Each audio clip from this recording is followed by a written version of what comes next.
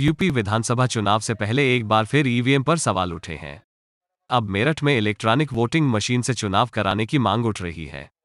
गैर राजनीतिक संगठनों ने मेरठ में बैलेट पेपर से चुनाव कराने की मांग उठाई है। उनके अनुसार अगर यूपी में निष्पक्ष चुनाव कराना है तो बैलेट पेपर का प्रयोग किया जाए। सोमवार को मानव एकता मंच सहित कुछ अन्य गैर राजनीतिक संगठनों के लोग मिलकर मेरठ कमिश्नर कार्यालय के पास एकत्र हुए। इन लोगों ने यहां पहले ईवीएम के खिलाफ नारे लगाए। अपना विरोध जताते हुए बाद में लोगों ने ईवीएम की अंत्येष्टि करते हुए सांकेतिक पुतला फूंका। संगठन से जुड़े सुनील जायसवाल ने कहा, ईवीएम से चुनाव में हमेशा धांधली होती है। ईवीएम में कोई भी राजनीतिक दल अपने अनुसार वोटों की गड़बड़ी कर लेता है। इससे जनता का नुकसान होता है।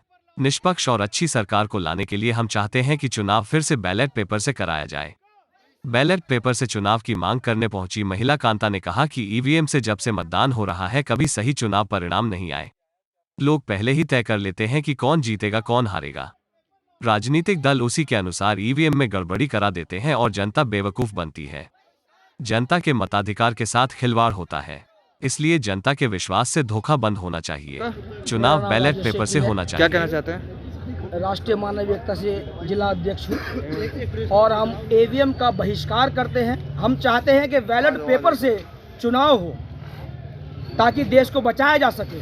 अभी आपने कुछ कहा, हमने जो कहा वो हम अब भी कहेंगे कि हम एडवांस में ईवीएम की तेहरमी कर रहे हैं और चाहते हैं कि सारी कानून व्यवस्था, प्रेस व्यवस्था, देश व्यवस्था हमारा इस काम में साथ दे, क्योंकि ये देश भ्रष्टाचार की ओर जा रहा है। इसके साथ धोखाधड़ी हो रही है और वो हम सहन नहीं करेंगे।